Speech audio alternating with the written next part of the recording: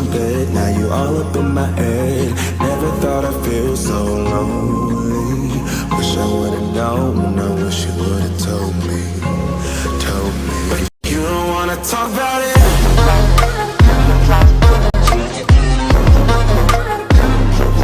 Talk about it.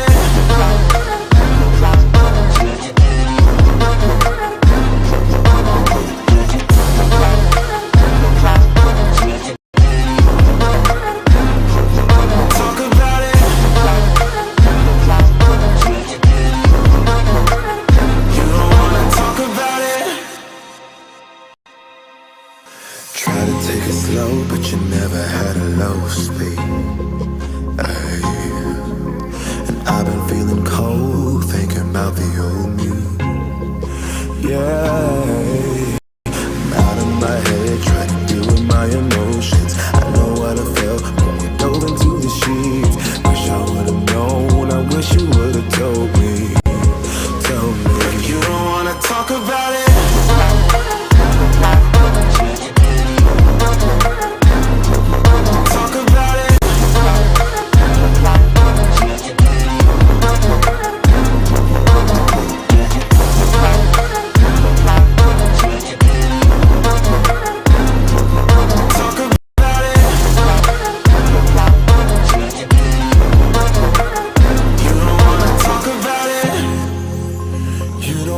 Talk about it.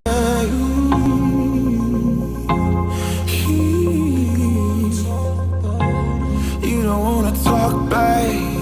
You don't wanna talk. You don't wanna talk. You don't wanna talk. But you don't wanna talk about it.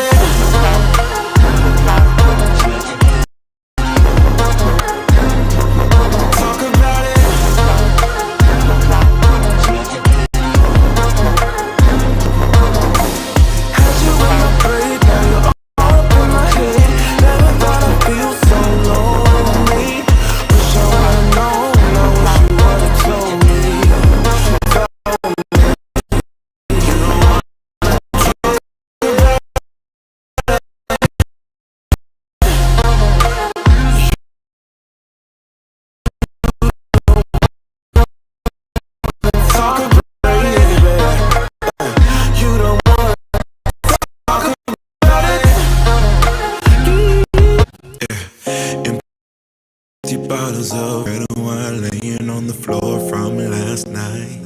We got a little drunk, yeah. Now I'm a little numb. Spending an hour by your bedside, talking till it's dark out somehow. Can get you off my mind. Don't wanna say goodbye, bye. Maybe we should take it slow. I don't feel too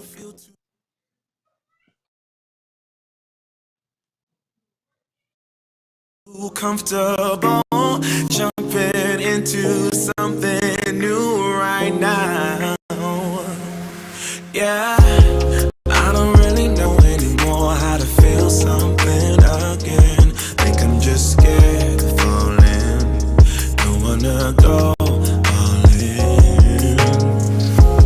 I don't really know anymore how to be more than your friend. Think I'm just scared of falling. Don't wanna go all in. Early mornings in your dome, I'll be sneaking out the door while the sun rises. Cause I ain't got the time, yeah, can't tell another lie. And baby, I know you want more than this, but you know I can't afford your kiss. So I'm staying for the night, but then I gotta say goodbye, bye. Maybe we should take it slow. I don't feel too comfortable jumping into something new right now. I don't really know anymore how to feel something again. Think I'm just scared of falling. Don't wanna go all in. I don't really know anymore how to be more than your friend.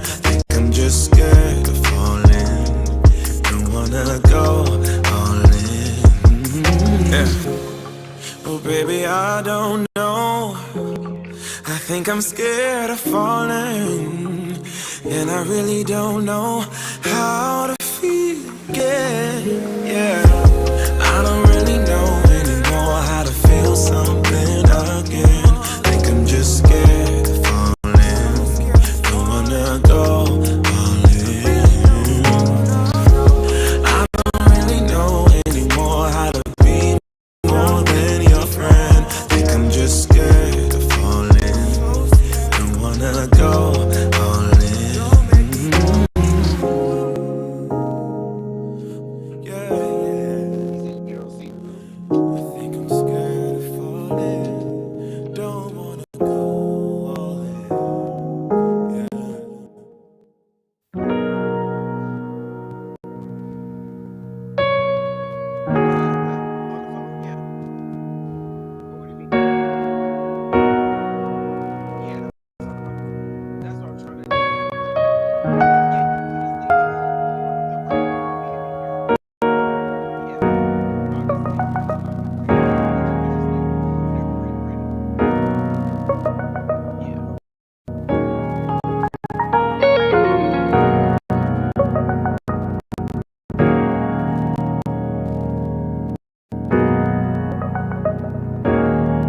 I'm feeling something special for you.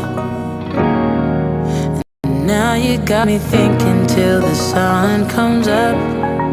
Daylight and my mind is dreaming. And I'm saying too much couldn't be enough. But I'll be waiting for the moment to take me to you. Yeah, I'll be waiting. I'm just a couple steps from going over the moon. I wanna move with your body, baby. I wanna move with your body, baby. I wanna move with your body, baby. Let me move with your body, baby.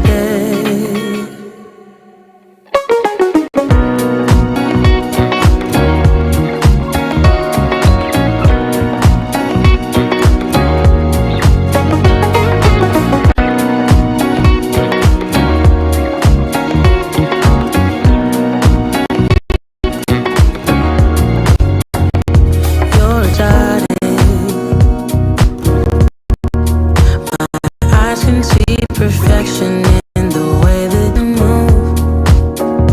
Boy, you got it. The devotion's getting stronger with all that you do. But I'll be waiting for the moment to take me to you. Yeah, I'll be waiting. I'm just a couple steps from going over the moon. I wanna move with your body, baby. I wanna move with your body, baby. I wanna move with your body, baby. Let me move with your body, baby. Ooh, yeah.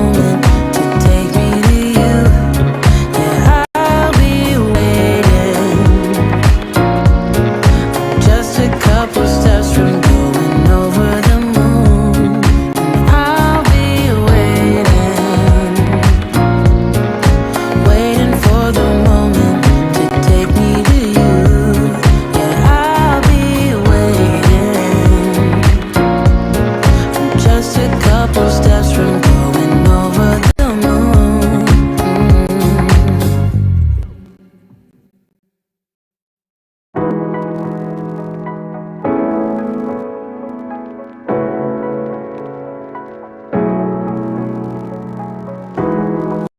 You know it's creeping up on me. This frostbite gets deep into my bloodstream. Just trying to make the most of it.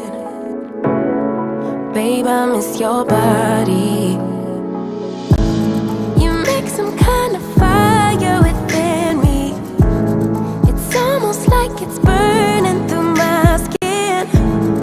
Make myself feel warmer when you're near. Whenever you're near, come close. 'Cause I wanna be by your side. Wanna be by your side. Come close, get under my skin, give me a piece of your mind. Just for a while, stay by my side. I'm hoping for some brighter days, 'cause I'm falling in the snow, it's getting knee deep. You make some kind of fire within me. It's almost like it's burning through my skin. Make myself feel warmer when you're near. Whenever you're near, come close. 'Cause I wanna be by your side.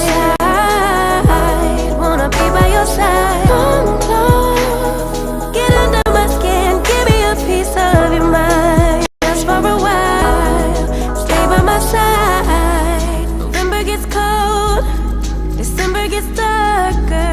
Let me know when you're home, 'cause you're lighting a spark in me. It's pretty lonely, I get so lonely. So stay by my side, come close. 'Cause I wanna be by your side.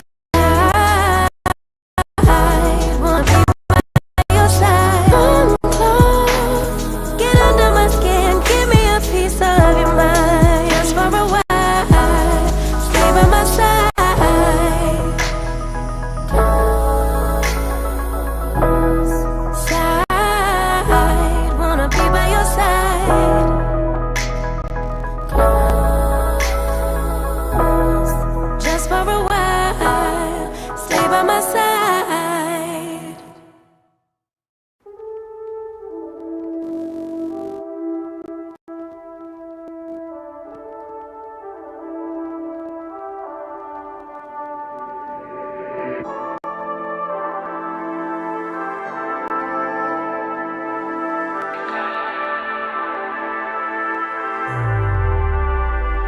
I'ma make you mine tonight.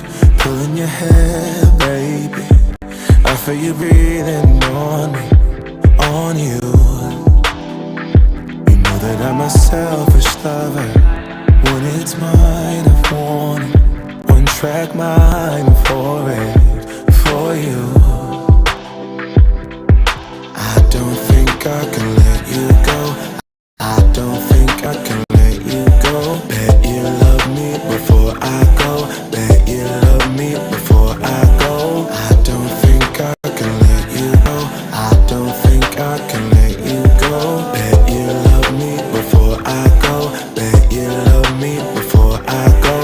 Tell me what you want. Tell me what you need, baby.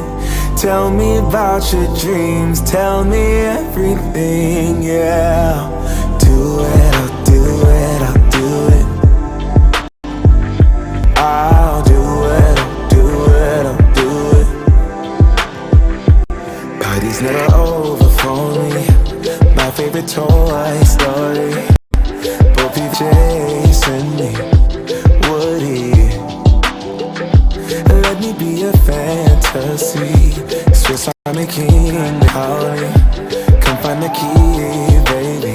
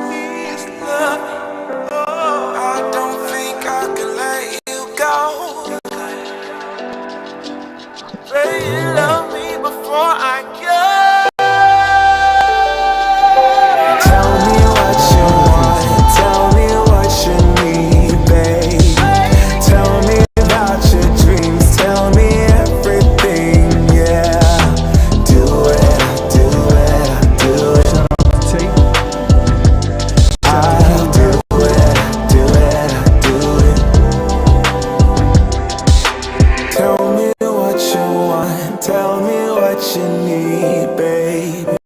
Tell me about your dreams, tell me everything, yeah. Do it, I'll do it, I'll do it. I'll do it, I'll do it, I'll do it. All right. We are live after a little bit of technical difficulty. I'm glad all of you stuck around. Welcome. Good evening. We'd like to welcome you to another edition of AK on Fire. I'm your host, AK, and I will be your moderator for tonight's discussion. A couple of weeks ago, we had an episode with an all-male panel. And the men on the panel discussed some of the reasons why a growing number of men are no longer interested in getting married in America. Some of the men placed the blame squarely on women in the system for the reason for the declining marriage rates, as well as the rise in the dysfunctions in our communities.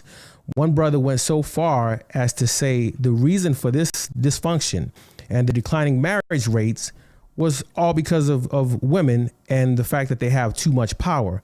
And the only way that we can rectify that is to take that power away from them, right? So tonight we're joined by an all-woman panel who are here to say, hold on, wait a minute. They're going to be addressing some of the comments from the brothers. In addition to that, they'll be talking about why a growing number of women are choosing to remain single rather than settle just for the sake of getting married. From left to right, or I guess your right to left, we have our sister Ma'at from the Ma'at Speaks channel here on YouTube. We have a newcomer, our sister Miranda. Next to her, we have Mika, the lovely Mika. She always comes and graces our panel. We have another YouTuber by the name of Wife School. Before we get in, Ma'at and Wife School, can you just give a little information about your channels, please? Yeah, so it's Ma'at Speaks on YouTube, and at Ma'at Speaks, we focus on bringing balance back to our communities using the principles of Ma'at. So we have conversations, I do videos, just some of everything to bring balance to yourself, to your family, and ultimately our communities, so that we get things back to balance, back to order. Okay. Wife School, Stephanie.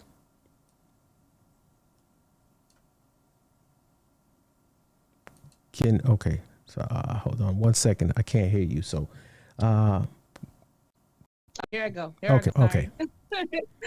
Hi, everyone. My name is Stephanie Thompson. I'm the creator of the Wife School podcast, where I just really like to have conversations with women that are single moms. I'm a single mom, and that are basically looking for love again after divorce and being single moms, and just doing the best, being your best self so that you can increase your visibility for a suitable mate and do the work, like my aunt says, to bring balance to our community and bring back that balance. Sorry.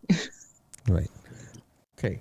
I don't want to mess around, and I don't want to waste a lot of time. I want to get to it. I want to talk immediately about what our brother Ray had to say about the fact that that you ladies are too powerful, and that your power is the cause for the dysfunction in our community, as well as the declining marriage rate. Give me 1 second. I want to cue this up, and let's see what our brother Ray had to say. I mean, it's a whole lot more points to be made, but it's some very good points at it, man. And women have too much independency. So, too many options, too many rights. I believe these countries that women have rights are the ones that keep marriages from happening. I just believe they should have less rights as far as voting is concerned. I don't believe they should have any ability to vote or run for office. Wait 1 second, because I didn't hear what I just thought I heard. You said you don't think that women should have the right to vote? No, absolutely not. Why? That's a lot of power to be able to vote because the votes are based off of feelings. Almost everything is based off of feelings. And when they vote, they have a lot of power. And then people cater to them, like businesses. They have a lot of buying power. They are a huge consumer. They make too many decisions in America, and it allows them to have too much power. And we all know that when women have power, they distribute it to themselves, and they destroy the community. That's just what they do. They destroy the community. When men have power, they give it to women. When women have power, they give it to themselves, despite the children, despite the husband, despite the community. They care nothing about anything but themselves. Why should they be able to vote when they vote based off of how they feel? When a man votes, when I make votes, if hypothetically I'm in a marriage and I'm voting, I'm basing that off of what my career is, how much money I have in those stocks, anything that's going to financially benefit me and my family. Women will vote because a man has on a bad color t-shirt. Why would you let someone have that much power when they shown the inability? I don't think they are mentally capable of making decisions like that. Women have power, they destroy the community. When men have power, we take care of women. So I think we need to take some of the economical power away from them, and we need to take away almost all the power. Just like in the Middle East, they barely can do anything. But guess what? The country's always thriving. People, the birth rate is pretty much the same. The marriage rate is the same. People don't get divorced.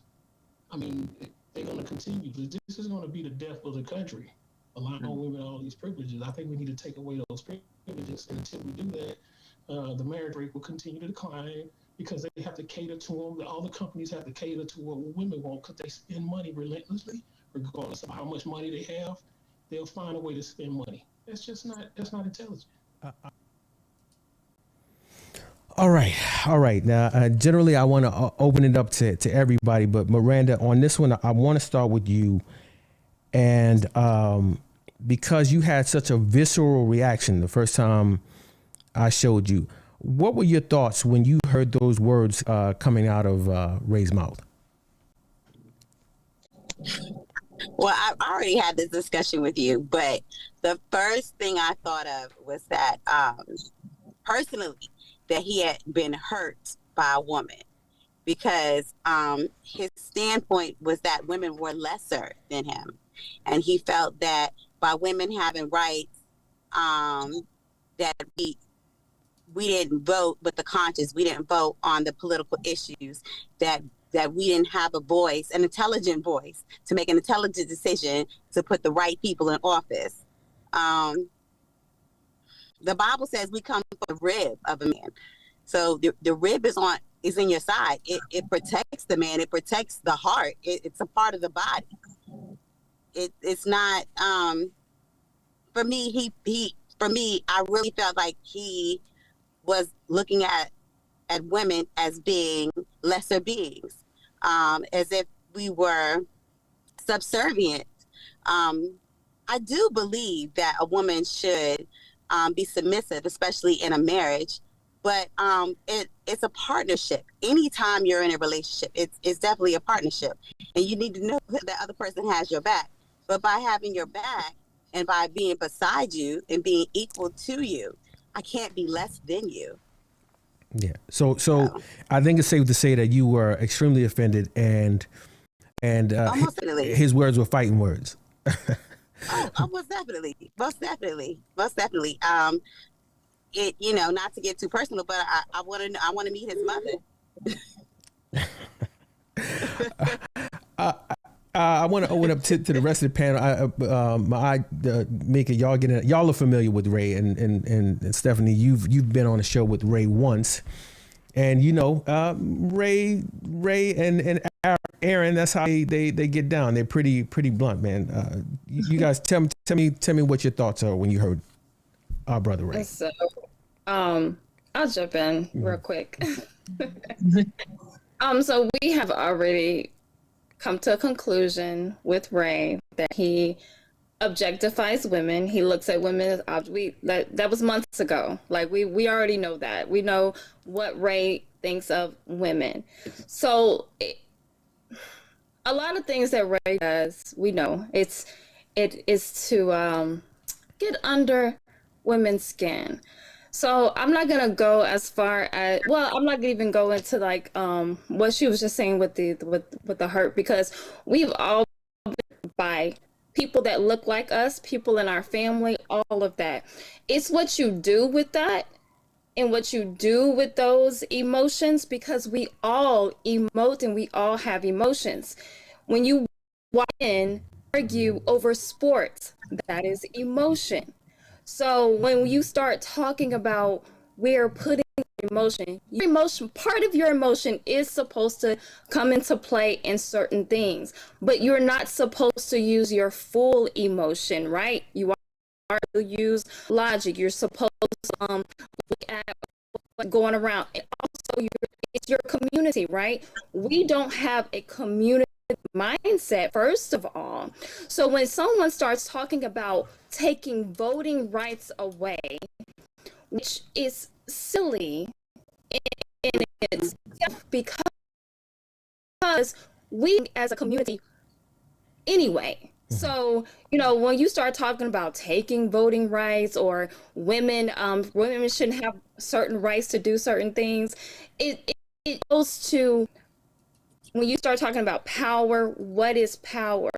So power to me is different than how most people probably look at power. So when Ray's talking about power, he's talking about domination. He wants to dominate women. When I think about power, I'm thinking about what is something innate within me that I'm going to use for my family, for children, for my community, for my husband. So we're not seeking to dominate one another within our relationship. It's not a power struggle. Your relationship should not be a power struggle.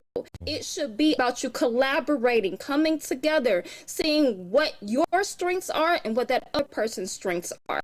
And so when you start talking about you're trying to dominate and talk about the middle, like all of these things that really are just about you wanting to dominate women, and that comes from you feeling dominated. It comes from Black men feeling dominated. And when Black women dominate Black men, it comes from Black women feeling dominated. And so we have to figure out what is that we're really saying, what we're really wanting to do as far as being dominated. Who is really dominating us? That's a real question, and let's go after that. Let's stop going after each other and go after what is really dominating us. I'm done. No, you're good. Mika. So, okay.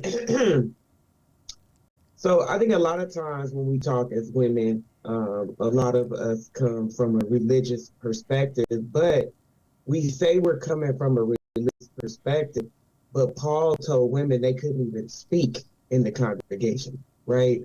So then when men say things like women need to know their place, or they need to understand that, men need to be the leader, men need to take, and be in the forefront, and then women need to follow, right?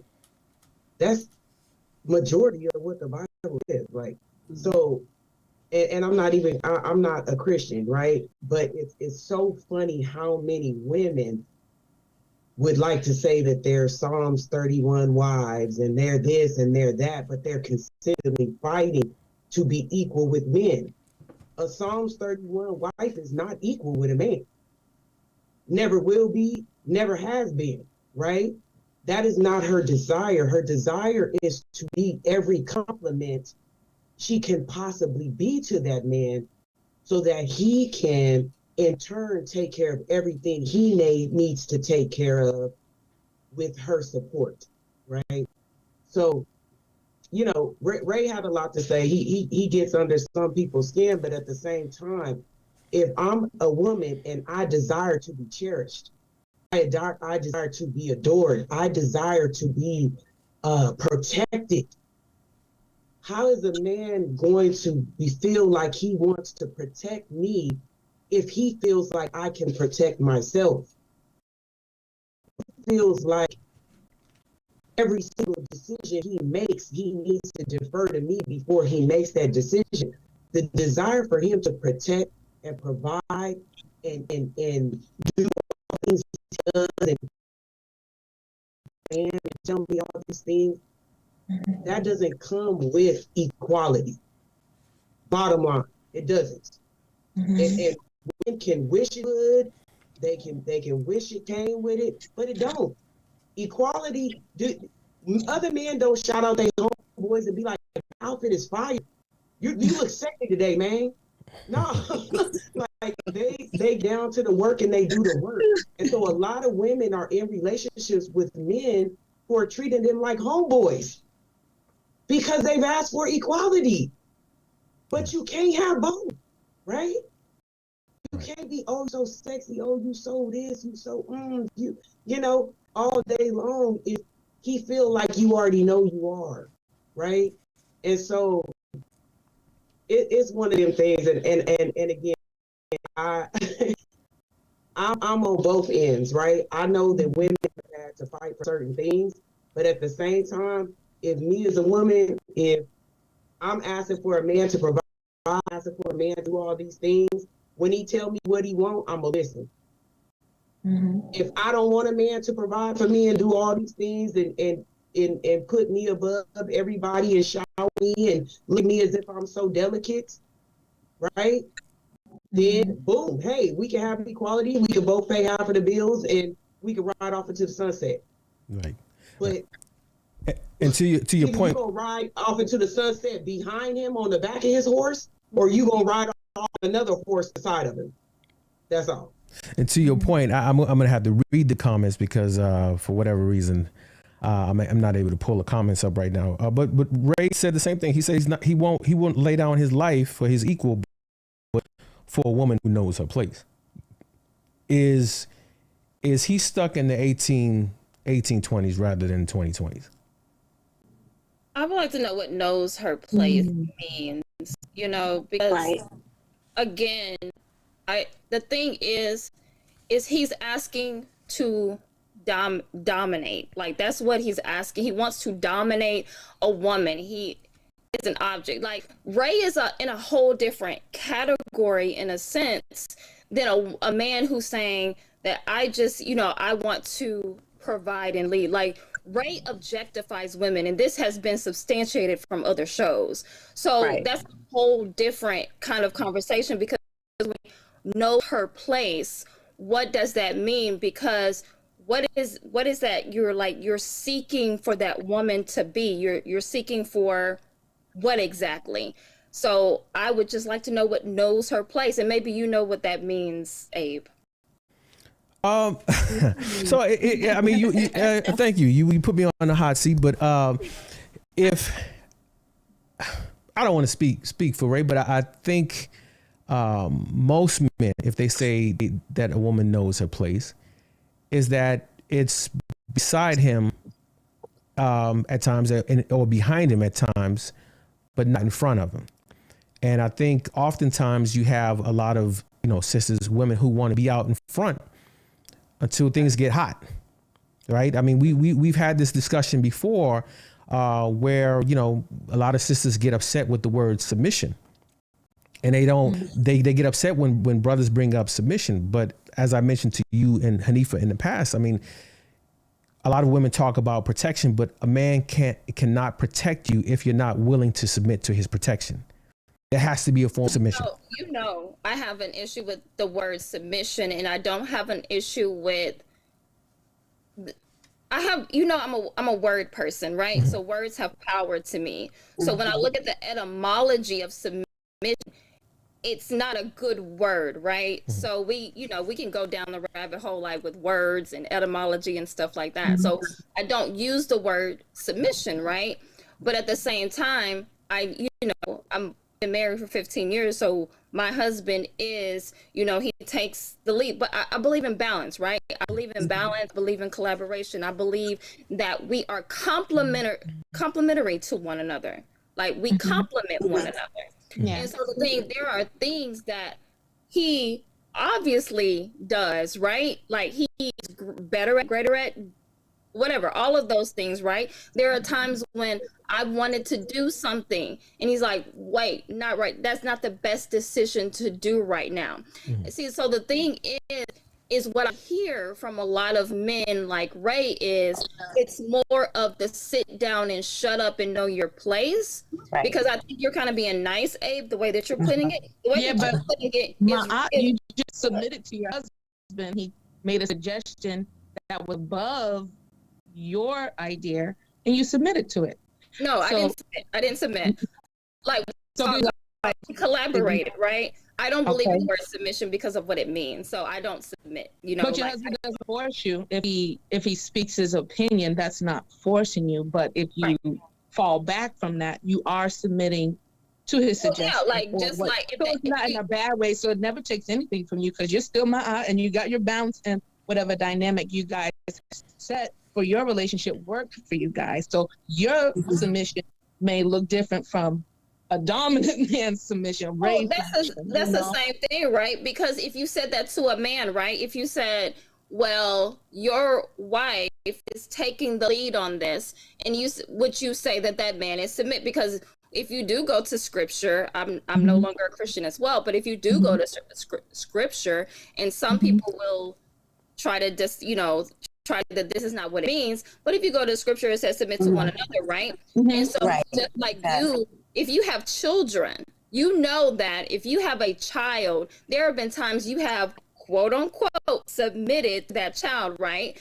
They have gotten their way because of whatever needed to happen, right? So if we're going to use the word submission, which I don't like the word submission because of the etymology of it, but if we're going to use the word submission, then we would use the word for everyone and not just for women.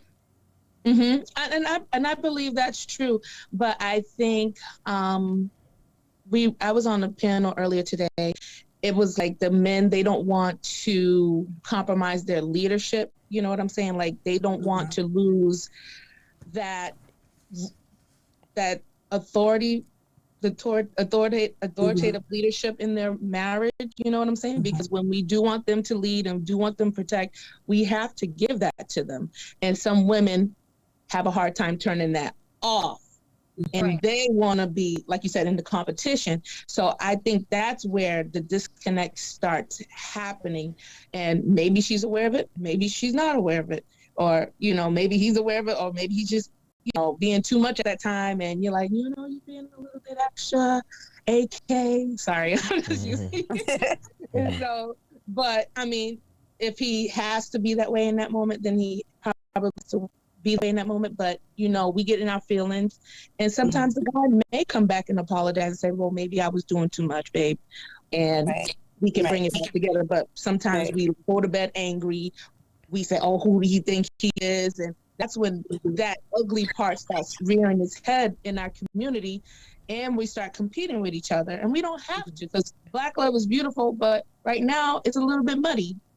Right. and it's like it's really hard. It's like we have to ideally work together, but then sometimes it's like, well, who's gonna be the bigger person in taking the action? Right. But I think we have to do it all together. But the men are putting it off on the women, and the women are putting it off on the men. But we have to work together. Well, I mean, because he said that the sisters are destroying the community, and they're the reason why the marriage rate is down. Now, according to there was an NBC article that said that had 42% of Black women as unmarried, and 70% of Black women who were professionals were unmarried. And when you look at the numbers, the higher the education and the higher the salary of the woman, the less likely she was to be married. There's a growing number of women who are simply no longer really motivated to get married, or they want to wait till they find that perfect fit to get married. Now, I have three friends that all women, and the first one, she said she doesn't really care about getting married. She says that just because she's single, she's not alone. She said that some of the men were that a lot of the men that she encountered were clingy and she had a few other choice words, but she was one who was single by choice. Another friend of mine, who she's actually religious, so I was surprised by her views. She said that, well, Abe, what makes you think that every woman wants to get married? She said, I just want to get with the man from time to time for companionship. Now that surprised me because of her religious background, but she was another one that was single by choice. And the third female friend I had, she said she was good with marriage only if they can live in separate houses. And I don't see how that will work. So you might as well say that she doesn't want to be married. I mean, so these are three personal examples of women that pretty much are single by choice. And so when you factor women like that in, and you look at the fact that 80% of the women are chasing 20% of the men, and women are holding fast, refusing to lower their expectations. I mean, you can see why some men would say that it's women's fault that the marriage rate is declining. So I want to open this up to you all, and can you tell me quickly that why are some women choosing to stay single rather than settle for marriage, other than what I just said? Are there any other reasons? Just to avoid conflict. Right. I mean, can you think of other reasons why women are choosing to stay single other than settle for marriage, or is that pretty much it, because they have the education, they have the money, and so they feel like they have time on their side? I mean, it seems like there's a consensus on that. Well, morals have gotten real loose, right? So yeah, the thing is just like you said, you were surprised because she was you said she was Christian. Yeah, she was. So like, even within like it doesn't matter what spirituality it is, like across the board, because of the society that we're in right now, morals have gotten loose. So it used to be that some people, I know people in my own family who they got married because they wanted to have sex.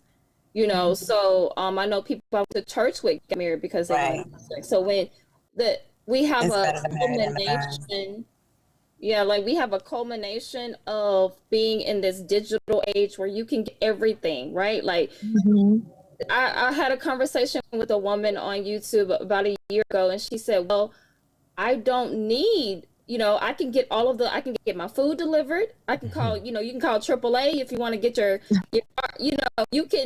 you can do all of these things outside of a man, supposedly, right? I can call someone if I need, supposedly protection and thing. And then on top of that, if I want to call somebody up, if I want to do something with that person, with someone, if I just want that companionship, because there's someone always willing to do that. So that sounds. If I may, that sounds good. It sounds good until you have another Katrina-like situation, or until you have an earthquake situation. I agree with that. Yeah, because you have a lot of women who feel like men are no longer necessary, and it's largely because of technology. Technology has made things a lot easier, but what happens when technology is not available because we had an earthquake, or we had a power outage, or we had right, where all of a sudden now it's basic survival instincts? Because I can assure you, in New Orleans, when Katrina was going around, I'm pretty sure that women were looking for men for protection and for help. Oh yeah. I don't think there were that many independent women out there in New Orleans during Katrina.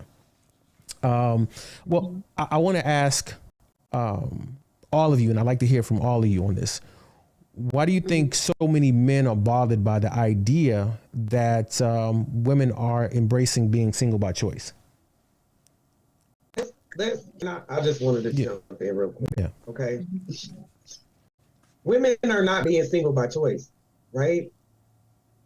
Women are single because the men they want don't want to be in relationships with them. Let's get it Like, and women can say all of that about you are choosing to be single because none of the men that you want that have the attributes, that have the money, that have the demeanor, that have the swag that you actually want you. They don't want to be or they want you sexually, but they're not going to commit to you. So that's why you're single, okay? So women can lie to themselves all the time about how this independence and, oh, you know, I want a man, I don't need a man. You know, you're lying to yourself. They were designed to need us, and we were designed to need them. Bottom line, right? So when you say you don't need one, and trust me, I was in that crazy boat too. I was like, you know, a man should be flattered that I just want him and I don't need him. I was in that same boat. But then I started thinking to myself, like, oh my God, how could you ever say you don't need a man? You are not a lesbian, okay? You actually want and thrive off of being, and as a person who has been married before, you know, it's crazy because I just had a conversation with somebody that day. I said, the other day, I was like, I just miss shopping for him. I just miss knowing what he liked and being able to, right? Like, I just miss that synchronicity we had. Like, you know what I'm saying? Right. Like, I love being of service to a man. I actually need that. I thrive off of that. So now that I'm single, I'm literally missing something. I have a deficiency. And I can lie to myself all I want to, but the deficiency is still there. Am I less of a person? Yes. Right? Yeah. I would be more of a person if I had my man. Right? I totally disagree. I would, and I'll say this. Millionaire men have wives. Millionaire, billionaire men, 90% of them are married. Right? We need each other. So just the same way as I'm deficient, that man without me is deficient too. Right? I'll go ahead and drop it there. I know we waiting. Well, I mean, because it seems like Miranda wasn't feeling what you were saying. She's like, she disagreed. No, I totally disagree. I'm sorry. I totally disagree with you. First of all, why? You got to be a whole person. I can't pour into your cup if if I have nothing to give you. I got to be whole with me, first of all. And I sympathize with you. I agree with you. I agree with the fact that men do need women, women do need men. I agree with that. And I understand when you say, you know, you miss that interaction with your husband and providing his needs, because what you're actually saying is that you're happy whenever your joy was giving to him, was providing for him, was making his happiness was your happiness. Doesn't mean that you weren't happy by yourself, but the fact that you can make him happy just brought joy to you. Now I do understand that, because I'm a divorced woman as well. And when I was in my marriage or whatever, that was big for us. We thrived off of making each other happy. We kissed every night before we went to sleep. Marriage is a wonderful institution. I'll never deviate from it. However, I took on the identity of being a wife and a mother. And in that, being a wife and a mother, I lost who Miranda was, right? So I stopped doing the little things for myself that I would have normally done. And my husband, now ex-husband, started to notice, right? And he was in ministry, you know, he's a minister, and he began to explain to me biblically that if I didn't have anything to pour. I couldn't give anyone anything. I couldn't make anyone happy, or I couldn't be emotionally available to anyone. It wasn't whole myself. In other words, he explained it to me like this: if I'm sick, how can I take care of my sick children? I have to make sure that I'm well. That's why it's important to have two parents in the household. I have to make sure that I'm well so that I can take care of my children. So I totally disagree with that. You have to be whole. You have to be a whole person. You have to spend time with yourself and get to know who you are, and say, okay, I'm a whole woman. And even the Bible says, that a man, he doesn't say a man find a girlfriend, a man find a woman. It says a man find a wife. So you have to operate as a wife so that the husband can find you. So I disagree. You have to be whole first. Well, but a lot of people. Oh, I'm sorry. Whoever. Yeah, my love. No, I just want to jump in real quick because I do understand what Mika is saying. I get what you're saying too, Miranda. You do need to be whole. There's not too many whole people getting together and becoming and getting into relationships. So it is very important that when we are, I got married very young, so there was not a lot of teaching me what to do, but I had to kind of navigate that. We had to navigate that on our own. But I will say that your spouse is supposed to bring out a better version of you. So it's just like your children, right? You would say that your children also brought out something out of you that would not have been brought out of you if you did not have them. The mother, you become a whole different person. And so that is also when you choose wise, also when you nurture that relationship and you navigate that relationship together, you do become a better version of yourself. So that person will bring out some things within you might not even knew existed. And vice versa, you're going to bring out something in your spouse that you did not know existed. So I do agree with it in that aspect that person is going to make you a better human being. Yes, you can be whole and great by yourself, but that is why we complement each other so well, because that person also brings out pieces of you, aspects of you that were missing if you weren't with them. Right. And it also can bring out the parts you didn't know, and triggering parts that you didn't know. Wow, I really don't like stinky breath, or stuff like that. You're like, I'm annoyed and I got this resentment, So when you don't know, you don't know. And like stated before, that a lot of whole people aren't getting together. A lot of people are just like throwing the confetti and saying, hey girl, and bypassing a lot of red flags that we just sweep over because we want the person and we don't really know. Sometimes we don't really know ourselves. And I think we can do the work while we're in marriage. You know what I'm saying? Like, I know that your happiness doesn't lie in another person, but I think that you can find that if you can communicate that to your partner without saying like, hey, it's you. I don't know how you can navigate that conversation because but if they love you and give you that safe space, like I think that man can give you that safe space, because based on this, like AK was saying, most of the women leave, the women withdraw, and the men are there. So I think if we gave ourselves enough grace and asked our husbands to give us that grace, I think they would. And while you're trying to get that grace, try to, make it quick, because you don't want to make them feel some type of way because like maybe it's me, she's not happy, maybe I'm not providing enough, or what am I not doing, and maybe he feels some type of deficiency, but it's really just, the other counterpart. So that's a tough one.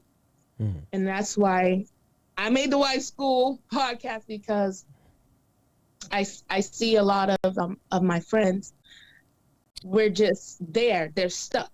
They're not going anywhere. They're not positioning themselves to be visible for a man. They're just there. They're in their career. They give all their day, all their time to the career. And some of the single moms, they just like, they don't do nothing for themselves that will make them feel feminine, which will attract a person that wants to take care of you and alleviate some of those things. Right. You know, we often hear that Black women are the least likely to get married, the most likely to get divorced. And we're all familiar with the statistics about, 80% of divorces are initiated by women.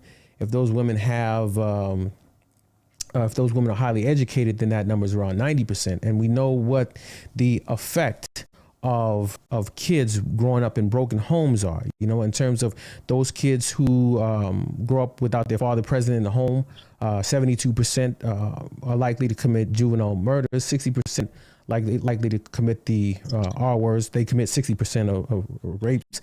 70% of self-deletion. 70% of teenage birth, and 70% of high school dropouts. Now, brothers often point to these statistics when they're trying to cite the importance of kids growing up in two-parent homes and, finding a way to work things out rather than destroy the family or break the family up. So the question I want to ask to you, are men like Ray, do you feel like men like Ray are making women out to be the scapegoat for the breakdown in marriage in our communities? And I'll include myself because I often cite these statistics myself. So do you feel like men like us are making women scapegoats for the breakdown of marriage in our community? Yes. Yeah. Yes. Okay. I'd like to hear. I would like to add this though. We are being made out to be the scapegoat as far as divorce, but I'll say this, even in my instance, right? Guess why I had to initiate divorce? Because he wouldn't let me serve him, right? He would not come to the table with me. He was not in no type of agreement to it. It was like, so men will live a whole different life and still not divorce their wives. Like, that's completely insane, right? So women, we have a desire for closure, right? Which can be insane. It's completely insane, right? Sometimes, because you're not gonna get closure. A lot of time, majority of the time, you're not gonna get closure, right? But it's something that we're seeking. So we are seeking divorces because it's just like me. I just wanted my name back. I said, this man is making a mockery of me. I got his last name. I'm carrying it everywhere. I just want my name back. The only way for me to get my name back is through divorce, right? And so in my mind, it was getting back to me, right? Giving you your name back, letting you do whatever you want with it, give it to whoever you want to, right? So I believe that in and of itself, that is one of the things I have issues with, right? Because a lot of men refuse, right? Will have all the behaviors that say divorce, right? But just because they don't put pen to paper don't mean they didn't initiate it. It just means they didn't file for it. And Black men will not file because they don't like the court system. They don't like the system, period, right? So anything having to do with signing some paper or walking into a court, 9 times out of 10, they ain't gonna do it anyway, right? So I really don't agree with that smearing of Black women when it comes to divorce. I feel like Black women do have taken this independence to an extreme, and maybe they haven't done all they could have. It's a lot of women I talk to. I'm like, you divorced that man for that? Like, huh? Right? There's a lot of women I talk to like that. I wasn't feeling happy no more. I wasn't feeling sexy no more. We argue. We never traveled. We didn't go out enough. I've heard of people divorcing for stupid stuff like that a lot, right? So with that, in that instance, I say it's 50-50. I say men need to be giving they 50% of that 80% because it's probably really, honestly, if we're going to talk about behavior, it's 40-40, right? I don't know about that one. I want to push. I agree with her. Well, I'm sure you would. But I have to push. I had to push back on that one. The thing is, and I want to, I don't want to deviate too far from the question. But I think the thing is, like, men are simple. I think it's easy to understand a man. It's easy to make a man happy. I think it's a little complicated when it comes to women, and I don't think that, I don't think that women are the great communicators that they think they are. Right? I mean, a lot of times they're not great listeners. Women, a lot of women have this victim mindset. So they feel like they have to escalate. They always escalate. Like a lot of times you're talking in one voice, in one tone, and she has to drown you out or shout you out at the beginning of an argument. And so what ends up happening is that man ends up shutting down because, when two men start to argue, it's going to be fisticuffs in a matter of minutes. And so he backs down, and then she wins the argument or the conversation simply because she was the loudest and the man stood down. Then you have the invalidation. Like, women tend to invalidate a man's feelings. Like, the only feelings or concerns that are taken into consideration are her own. You don't take into consideration what the man is going through. Right. And then you have negative interpretation where oftentimes, again, the victim mentality, women tend to hear everything you're saying as a negative. And then a man spends so much time explaining. And then so finally you end up having conflict avoidance where, you may have a man just shut down because he just doesn't feel like going through it. And I think a lot of it is poor communication and on the part of women because, again, oftentimes they always see the man as doing something wrong. I mean, when you think about everything that goes wrong with the woman in the society, notice how it's always the man's fault. If women end up on welfare, it was the man's fault. If a women divorce, well, it's something he should have been doing better. If a man cheats, it's his fault. If a woman cheats, it's the man's fault. It's always the man's fault. So, but I don't want to deviate too much. I want to go follow up with the question. Who else feels like women are being scapegoated in this blame game when it comes to the dysfunction in our community? I think we are, maybe subconsciously and actually, because now that we actually have numbers, it verifies those feelings or the occurrences the men were experiencing or that the community was experiencing and that the women were leaving. And every time I hear that 90% educated woman, and I'm an educated woman, and I fall in that category because I did get divorced, but it was like my last resort. It took me 6 years to finalize and put that paper on because I felt like I was failing because I had children. I was like, I'm failing my children, but it was like I couldn't submit to how his actions were, and that's how I made my choice because he didn't show up. Not saying that, he's a bad person, but his actions were very bad. So he didn't show up for the children. He didn't do certain things. So I was looking for the action to see if I can keep going, but I didn't, and then being true, okay, I might as well just divorce because it's there's no way that he will get my submission in that way because I just felt that he didn't do the things as a man should show up to do in a marriage and for his children. And so we already have to deal with that death. But it's just easier to say it because the statistics say it. And it's true. I mean, my sister Mika, she got divorced. My sister Miranda, she got divorced. We got divorced. It was like, okay, 3 out of 4 on the panel. Yeah. It's true. Yes.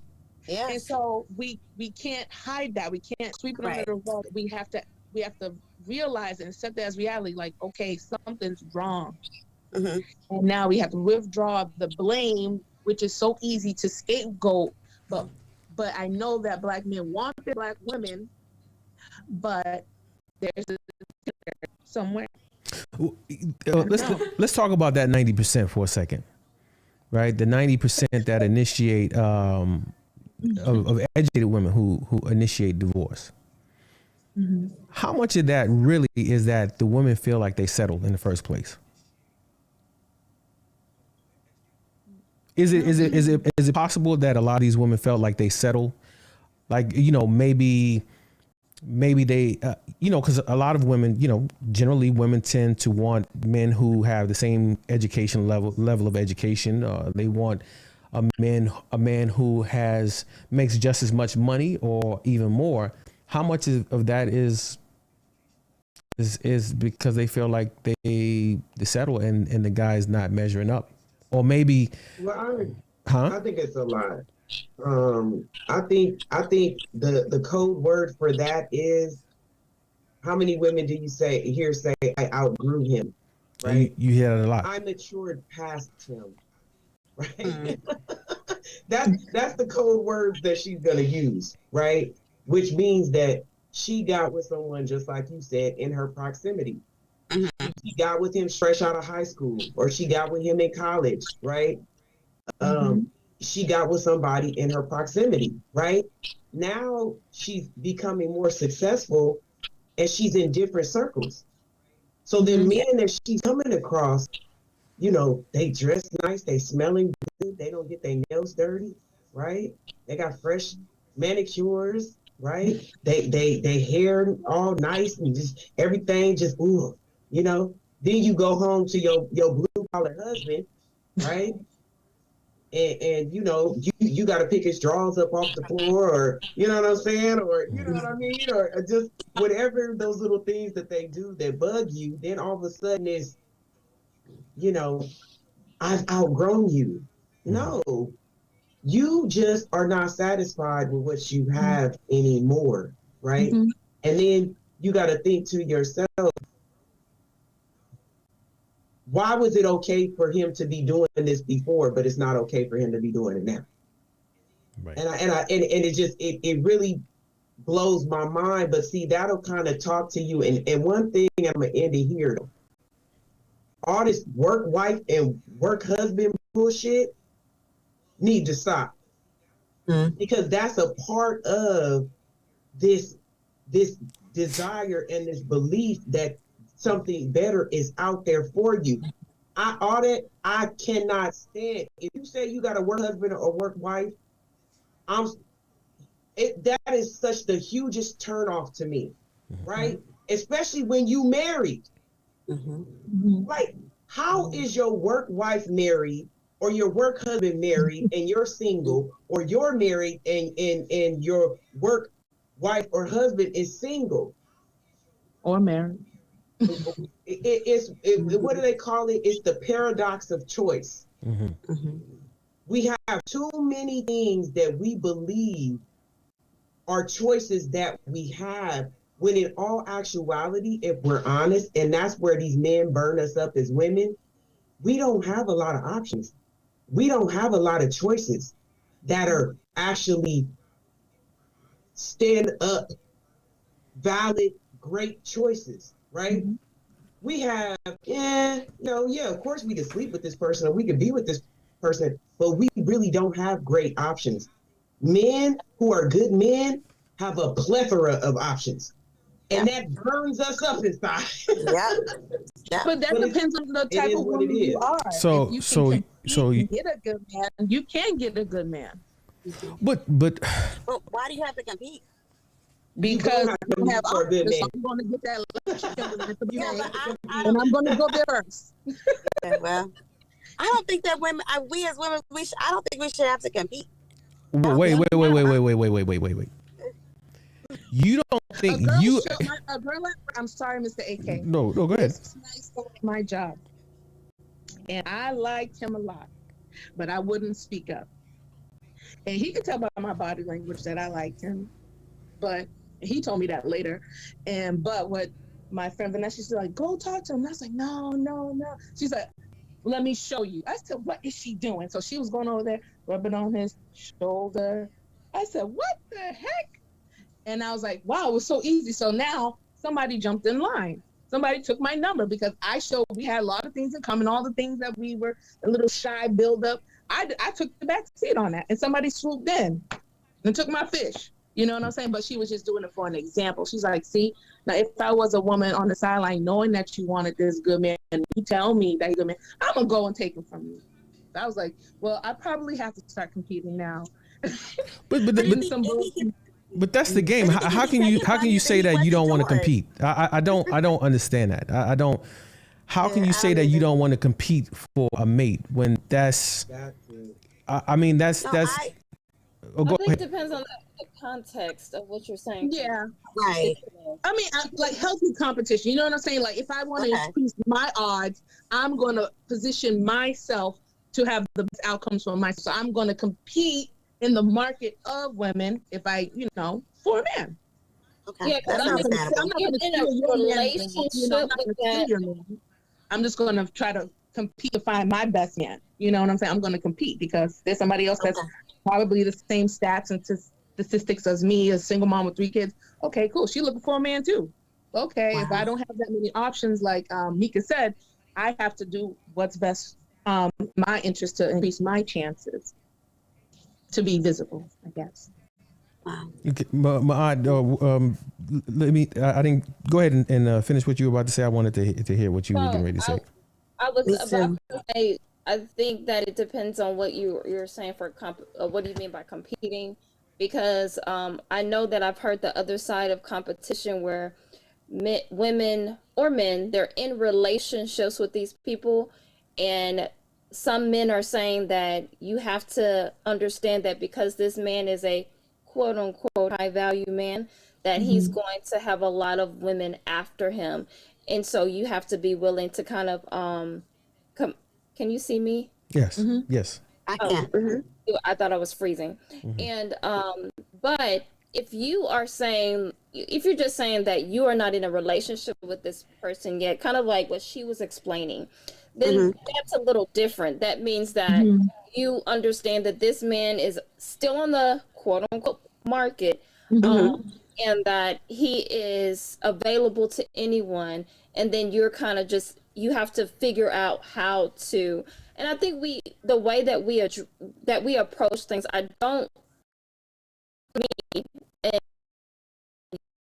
that we treat relationships like they're transactional. Now, I understand that a lot of people think that is okay, but I don't believe in these quote unquote where we're bringing in like all of these full concepts into our relationships. So we're treating them transactional, which means that you're putting yourself, I mean, even us using the word, putting people on the market. What do you bring to the table? All of these things are things that we use in a society that comes from other folks that we have brought into our relationships. And so now we're like little capitalist people trying to get together and have relationships.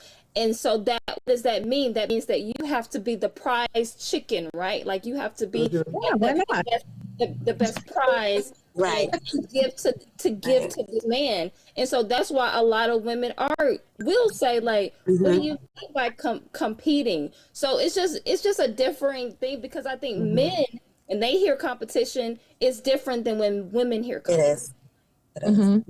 It is. Right. I think the roles are starting to reverse.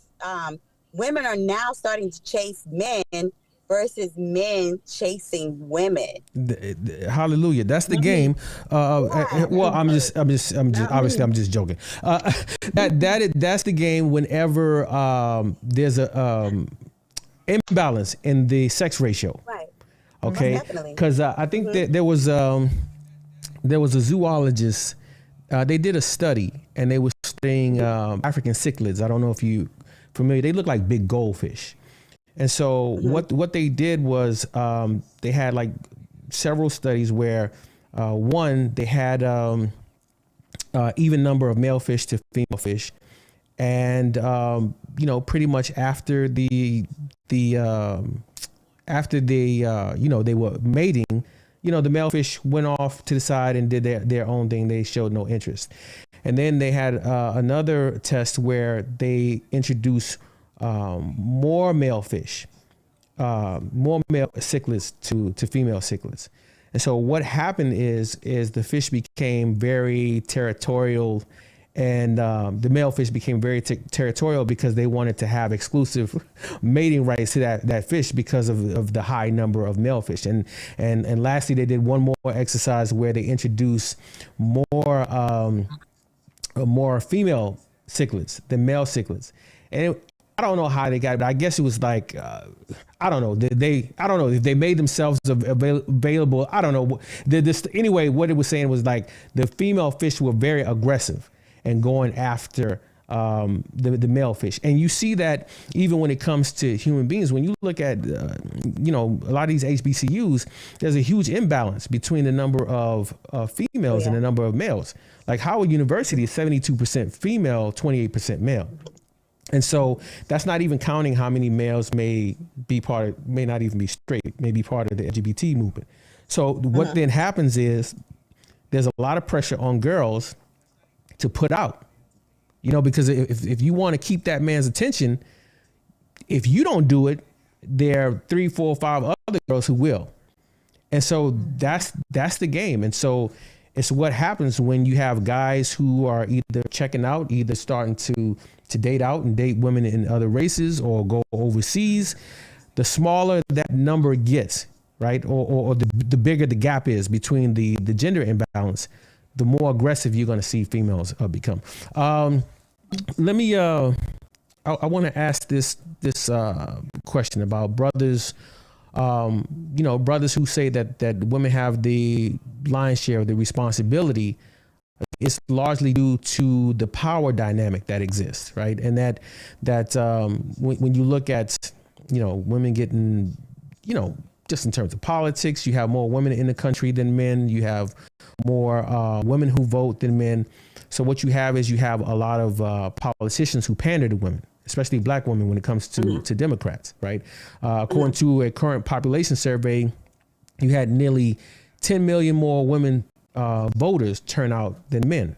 So now when you factor, the power that women have politically, the economic power, because 85% of consumerism is driven by women. So market advertisers all try to target women, and the social currency that women have, right? So let me repack this. So you look at women becoming powerful politically, economically, and socially.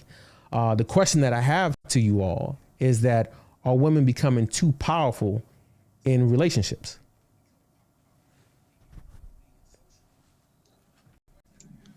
Yeah, there goes that power word. So what do you mean by powerful? What is an example of women being powerful in their relationship? Okay, well, I can say this. An example of power in a relationship. Rarely, well, I can't speak universally, but I think for a number of the people I know, you don't have too many men who threaten to leave or threaten to divorce in a marriage.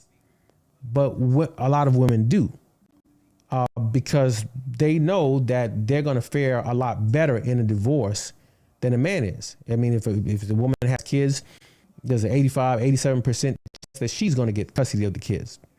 And with custody of the kids, even though they might be making the same amount of money, they're gonna charge 20, take 20% of his salary, in the form of child support, right? Okay. He may lose a lot, and so you don't have a lot of men threatening, like if things don't go my way, I'm going to divorce or I'm going to leave you, but women do. Isn't that an example of an imbalanced power dynamic in relationships? Well, power is given. If you think about it, it's being given, it's being transferred from the man. because in order for her to even have that power, then he had to procreate with her or marry her in the first place. So, the thing is like, what comes first, the chicken or the egg? I guess you would say, because that's what we're talking about. We're talking about, really, it's a transfer of power. You know how we talk, how y'all, not we, y'all be talking about the access to marriage, right? Like, men control access to marriage. And so if they're controlling the access to marriage, or even we have to both agree that when two people come together and engage in sexual intercourse, that there's a possibility that a child is going to be conceived from that. So the thing is there is power that has been given because of a lack of whatever, maybe actually doing some deep diving, some deep work. And even going back to what was kind of spoken about earlier with women even leaving, threatening to leave, when coming to that, I think we have to be careful with using, like, when we're using these stats, we're using these numbers, and they're not actually painting an appropriate picture, because I would probably say that all three women on this panel who have gone through divorce, they probably got divorced for 3 different reasons. So, a lot of times we want to stick to that one thing that women are the reason why these things are happening. But I think that when we're talking about the power dynamic, I think that we both have a part to play in that. So even when you asked the question, Abe, you asked the question about if women are the scapegoats. So we can look at that as women being the scapegoats as well, but then women are also blaming men. I think we both have a part to play in that. So that's why I talk about balance so much, because it does become imbalanced when you don't do things. Because when people grow, when people get married, they're supposed to grow together, right? Like, they're supposed to grow and be grow more. You should never, even if your husband is a blue collar and you are working the fanciest job and you're a doctor, you still shouldn't see your husband as being inferior to you or less than you, even if he is working that blue collar job, because y'all are growing together. And there's a lot of different factors within that. But that's the thing. People are not growing together. They're not entering the relationship properly or correctly. And I don't know if I'm really answering the question for you, because I know you want to go to the, like, are women becoming too powerful? But I really want to stick to the fact that men are transferring their power in essence within that relationship and giving women more power, because at the end of the day, we know the systems that are in play, right? We know there's nothing we can really do about the justice system, right? Like, it is like, but you can control your part in it. And that's difficult, right? Because sometimes you don't know who you're marrying, right? Like, yeah, that can be difficult. I don't know. I mean, I know that when brothers talk to the sisters, they talk a lot about the system, but I think a lot of brothers argue that a lot of sisters use the system to benefit them, right? The system is truly against it's against men, but definitely against black men. I mean, when you can have women lie, and when I say lie, you have women lie about domestic, DVs, and they lie about paternity, and they never get brought up on charges for perjury, like almost never, right? And so you have women who will put any man's name or put their last boyfriend's name as a father so they can get benefits. That should be welfare fraud, but they never go after him. I mean, you had a guy in Georgia. This was in the early 2000s. His name was Frank Hartley. Man, he did a year in jail for a kid that wasn't his.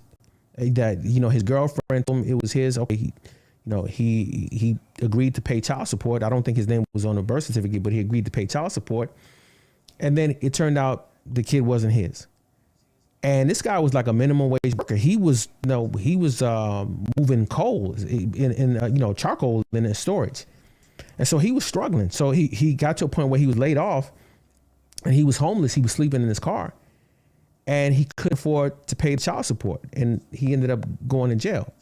He went to jail for a year. Got out, he was working, struggling. Like every now and then he'd go to jail for falling behind in payments. It took almost 13 years and 2 DNA tests, even though the DNA test said he wasn't the father.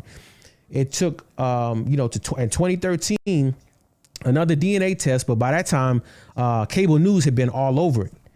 And they only released him out of it because they were embarrassed. And then they try to shame him by saying that it isn't right. We need to do what's in the best interest of the child. See, that's the system that we're dealing with.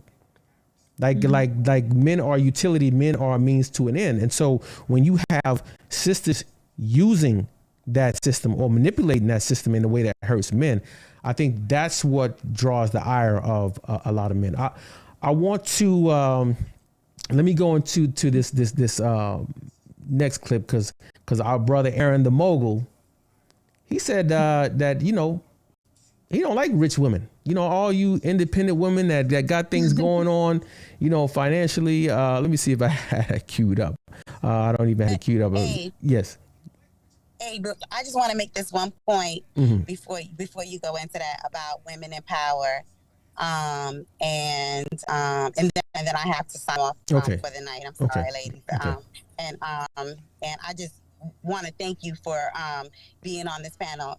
I'm honored to be on this panel with the intelligent women. I've thoroughly enjoyed the conversation, the opinions I didn't agree with, and the facts that were stated tonight was just amazing. And I just like to say that, ladies, you are very gracious, and I appreciated the different point of views. But I wanted to say this about women in power, and because I do know a lot of women in power, working in the federal government, and I was on Capitol Hill last week.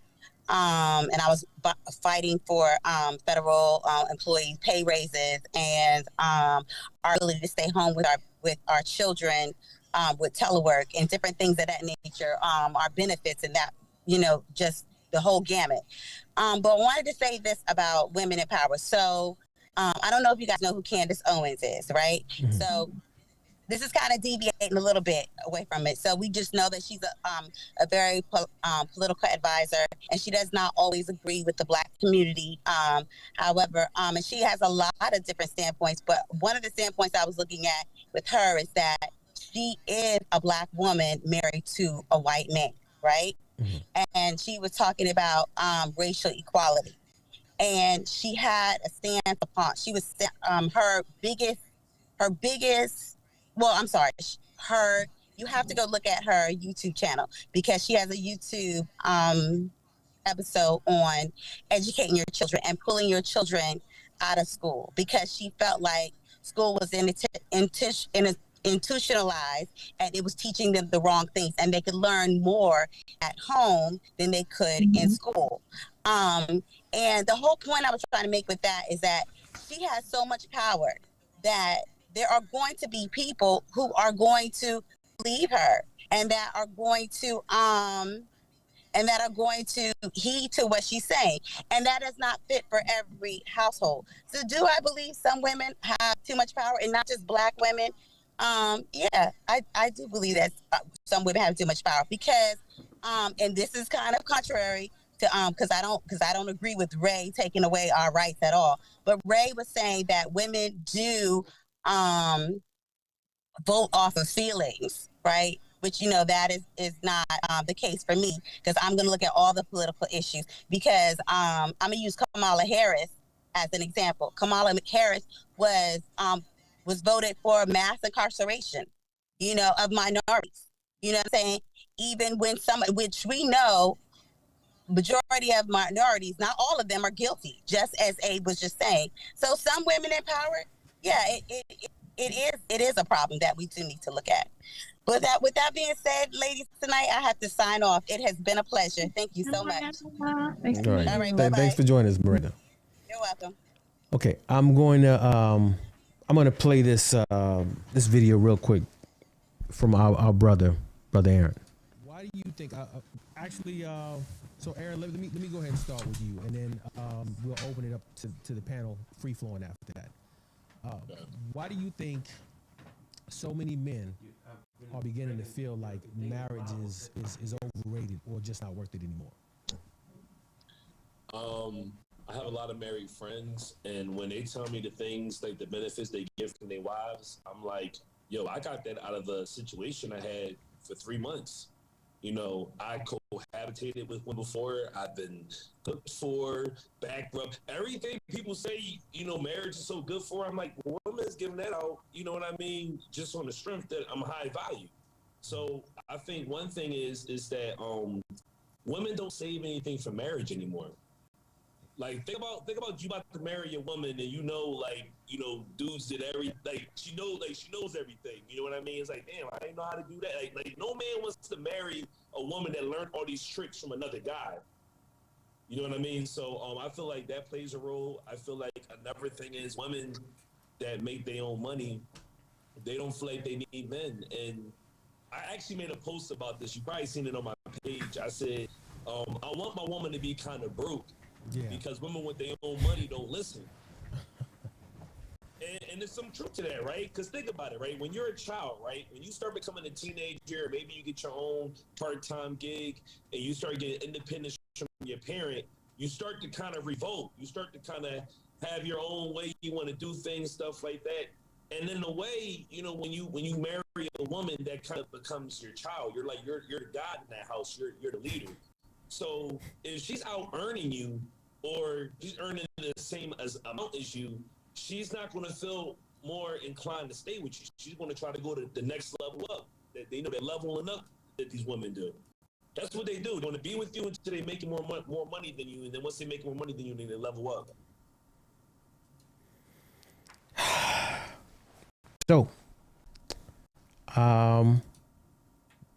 thoughts. Our brother said, you know, he'd rather be with a broke woman's poor. That said he said that women don't save anything for marriage. Everything that his married friends have, he gets just by cohabitating with a woman. I mean, so does he have a point when he said, if women are giving men benefits of, the benefits of being a husband without him legally having to become her husband, then the incentive for a man to get married. I think we alluded to that before, kind of a little bit when we were talking about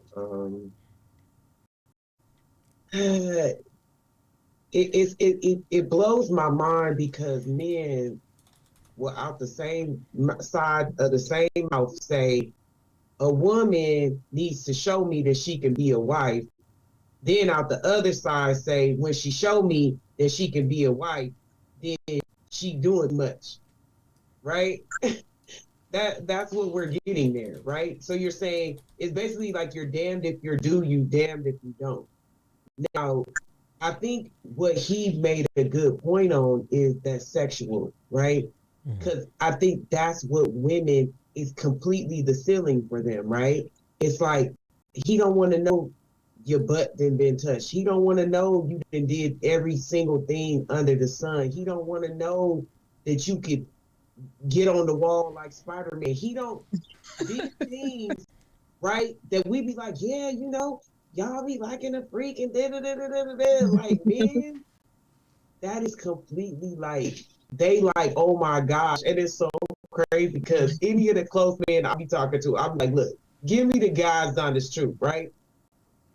How do you be feeling when you come across a woman who just does everything how you want her to do it?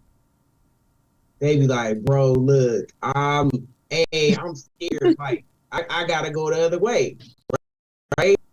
That's not something that a man really wants from a woman. Now, a man will make more allowances for you if he knows that you've been married. Like, he knows that you've been in a long-term relationship, right? So he knows, like, oh, probably learned these from her husband. It's still going to bother him, but it's not going to bother him as much as it being 20, 30, 40, 50 different guys that showed you these positions, right? So I think he made a point, but I think also he kind of contradicted himself, because a woman who is a wife is going to behave as a wife. A woman who has been a wife is not going to go to no man's house and see a basket full of laundry and not fold it. Okay? A woman who has been a wife is not going to go to your house and you go to work and there's dishes in the sink and you come home and there's dishes in the sink, because she is a wife, right? So, you know, and I think that's a part of why women are so confused too about what they should do or who they should be. But I would say, if you are wife material and you know what it is to be a wife, boo, keep doing what you do. Like, you know what I'm saying? Like, if that is your nature to, you know, do those kind of wifely things, you know what I'm saying? Don't sit up there and stop yourself from doing it, because really you're fighting against yourself, right? And so if a man like that, if you're not his wife, that's fine. Don't, you know, spend your time and waste it in that certain type of situation, right? But another thing, and I just said this the other day, women gotta stop giving just to get, right? I'm not folding his clothes so that he'll make me his wife, right? I'm not doing these things because I feel like I'm gonna trick him into being his wife. I'm doing these things because they're just me, right? So you need to determine what is you and what you're willing to do. And if you are desirous of being a wife and getting a husband, then you need to learn some of these things, and you need to stop doing them to get. You need to just be doing them because that is who you are as a person.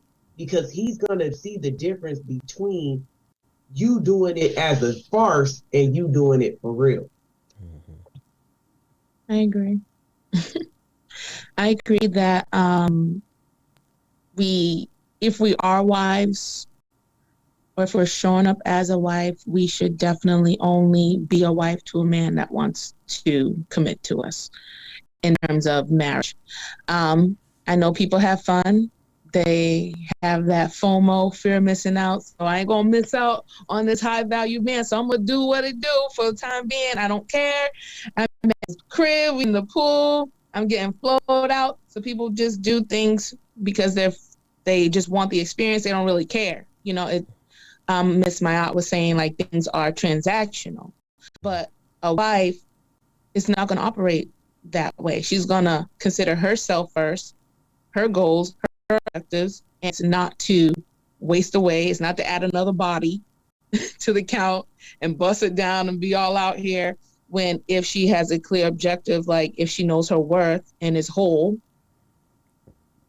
or if we've made those decisions, you know, for other men, we wisen up and said, well, you know, I don't want to be like that. I haven't gotten the results. So, okay, I got to change and do something different that I haven't done before. So I just think that women that operate as wives just have to operate different. Right. They just have to operate different. So I'll jump in here real quick, because I think that a lot of times when we hear these conversations from certain men, it depends on who the man is, because there are men out here who want to be with one woman. They want to be in long-term relationships, whether the marriage or whether that is in a whatever you call it, cohabitation, right? But there are men who are in long-term relationships with women, and these women, in essence, in their minds, whether they're their wives or not, are their wives. What he's sounding like is like, hey, I'm going over here, you know, I'm having my fun here, and then I'm gonna go over here, and then, you know, whatever is looking better the next week, next month, next year, whatever it may be. So we have to, you know, he gives credence to that saying, why buy the cow when you can get the milk for free? Like that's what he's sounding like. But the thing is just that, again, we need to find the ones who desire what we desire, and we get with those people and not really be worried about people who are like, oh, well, I don't want to be married because I don't need to be married because I'm getting all of these marriage, even though we know marriage is much more than just someone cooking and cleaning and folding your laundry and having sex with you whenever you want to. Is much more involved with that, especially if you have children. You know, it's much more involved with that. So a lot of these conversations that we are being had on, excuse me, not to be insulting, but they're kind of being had on an elementary level instead of actually having them on a level, a high level, where we understand that marriage. And again, we are equating men, and men are doing it to themselves. We as women do it to men, right? And then men are doing it to themselves. They're equating themselves with money, right? Like, you are only valuable if you have a certain income or a certain amount of money. So all you have to do is lead with what you have. You know, you don't have to lead with anything else. You don't have to lead with your characteristics or what kind of person you are or what else you bring to the relationship, whether that's emotions, whatever it is. All you have to do is have that money, and that is a huge problem in our community, because then what does that go back to? It goes back to the transactions that we're having within our relationship. They're just transactional, as opposed to it being much more deep on a deep level, because once you get to the depth and you get deeper within that relationship, that's where the relationship transforms. It's not going to transform over these material things like money and what you bring to the table. That can get you in the door, but it's not going to get you into a lasting relationship that is going to transform, because what is the goal? Everyone has to have a goal when they enter into that relationship. If your goal is just to get your immediate needs met every day, then that's going to be different than a person who's actually trying to create generations after them. Those are two different people, two different households. But, you know, I kind of see what he's saying, like, but in some way you have to be transactional, because all old cultures, they made transactions in order for that daughter to come into my household and under my covering. I showed, here's my gold, here's my goats, whatever I had to transact to show that I can prove myself, that I can provide for her. I have to do that. So if I don't have it, I have to get some type of resource so that I can seem eligible to provide for a woman. Like, I'm sure that you wouldn't want to be with a broke man that sits on a couch all day. It is nice to have a little bit of extra money, or that he can pay the bills and sustain some type of provision and protection for you and your children.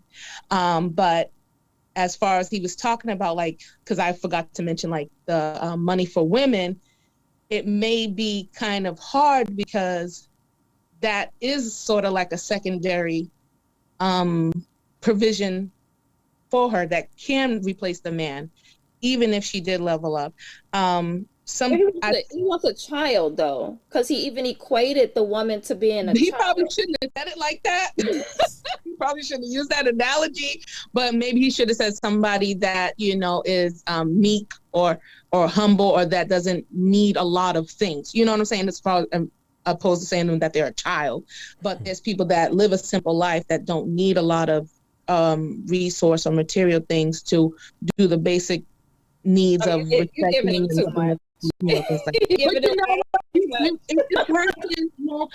If a person, I can understand, because if a man probably wasn't in that position before and he built himself up to get that way, or to be able to do that, that can be a good flex for him. That makes him feel good.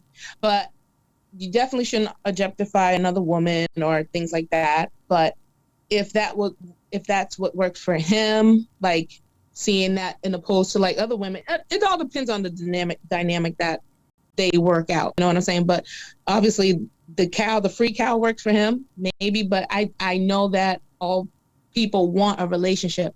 You just have to settle down and choose.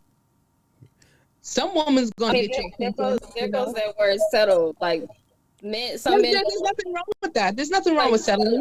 No, and that's the thing, because it is a trigger word for some people. It goes back to what Mika said about us having too many options. So a lot of people do not want to quote unquote settle in their relationship because there might be something better out there for them. I agree that people do that. Yes. Right. I want to move on to our last segment before our closing remarks. I want to focus on Aaron talking about his desire for a broke woman and how, you know, broke women are sexier in his eyes.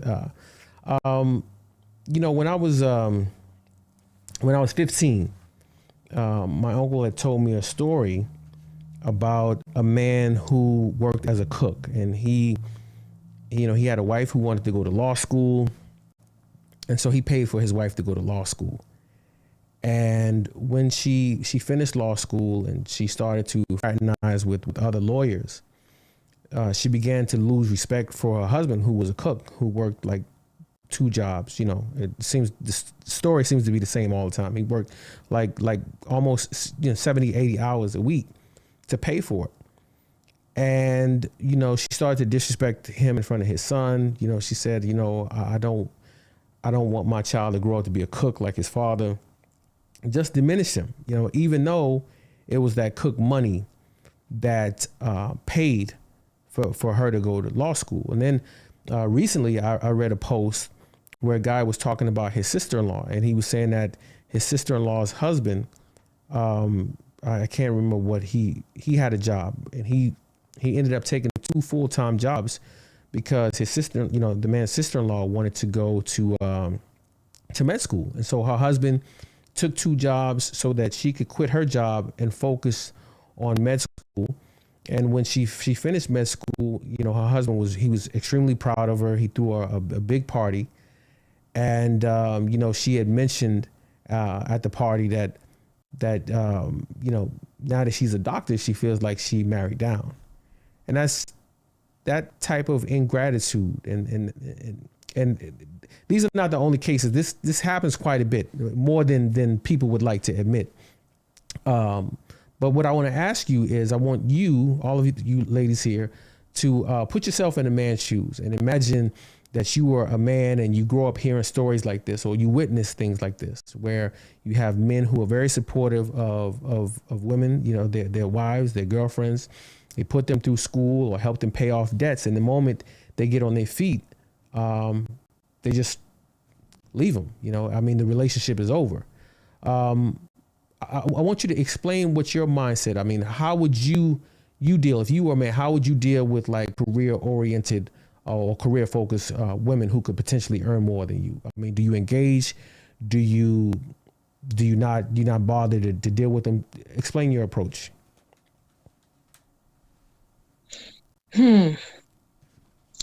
Well, I am an ambitious person, and right now, like, I'm taking on YouTube. I have a business where I make hats for doctors, nurses.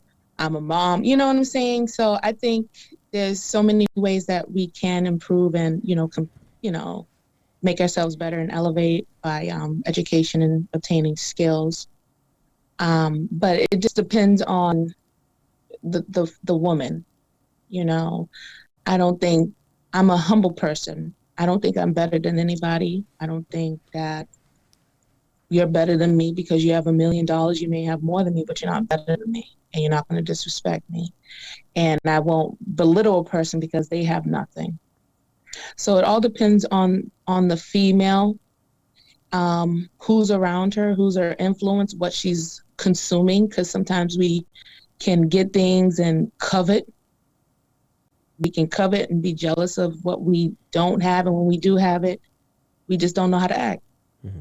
And so we lose that humble beginning, and then we just go astray. So it all depends on the woman. Hopefully that she doesn't that she doesn't disregard her man and his efforts that he used to put her in that place. But I don't know. I don't know what to say to that one. That one's tough. It depends on the woman. Well, I would like to add something to that. I think that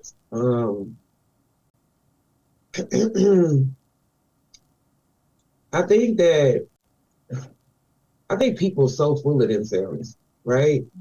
Like they so full of themselves that they can't even see what's right in front of their face. Like guaranteed that woman who left him and got with somebody else showed signs of being ungrateful before she did that one thing. It's like people constantly choose ungrateful people, right? Or people constantly choose people who have to depend on them with the understanding that as long as she gotta depend on me, I have the upper hand, right? But it kills me because there's so many women out here who will still give a man the upper hand even when she got something, right? But these men do not even know how to identify them. They will be right in front of their face. You know, it is crazy too, because I'll say this, right? Me as a person, I'm often sought out by married couples who are polyamorous because they have enough experience to know and identify what is in front of them because they know what it takes, right? Whereas single men cannot identify what's right in front of their face, right? They'll say, oh, you know, this person is too strong, or oh, this person is this, or oh, this person is that. You don't know nothing about people because there's a lot of women who are doing things because they have to and who ain't never gonna slow up until they can come across somebody that allows them the ability to slow up, right?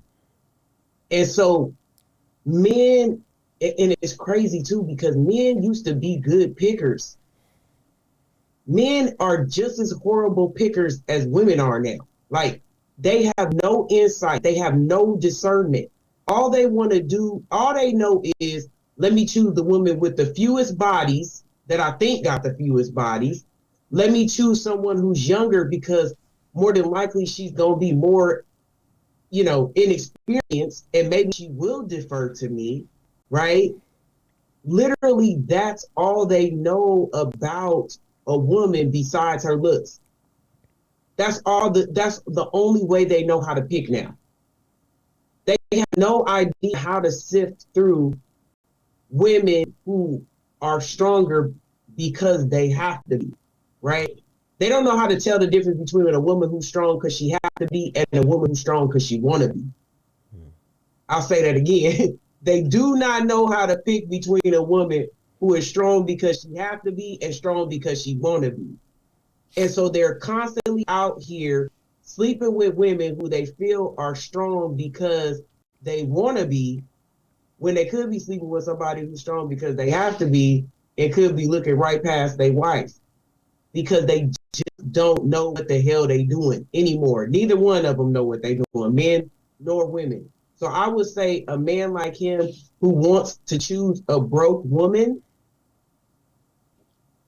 I'd say that he has some growing he has to do, right?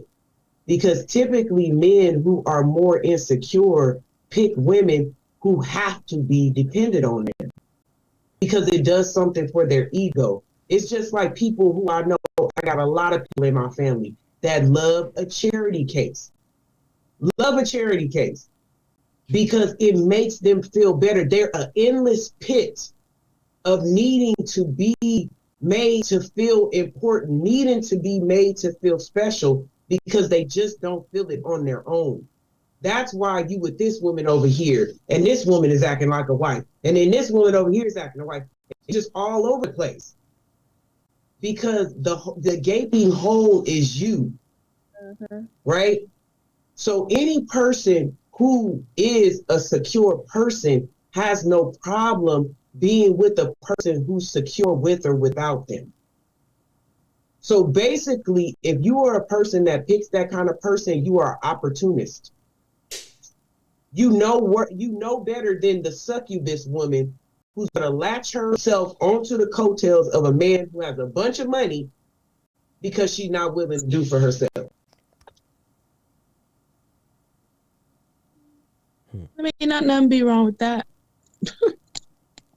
Maud? So, yeah, I'm jumping. I'm gonna piggyback off of what Mika was saying because it is true that a lot of what is being said from it and it could be men or women, but particularly we were talking about men is from insecurity, right?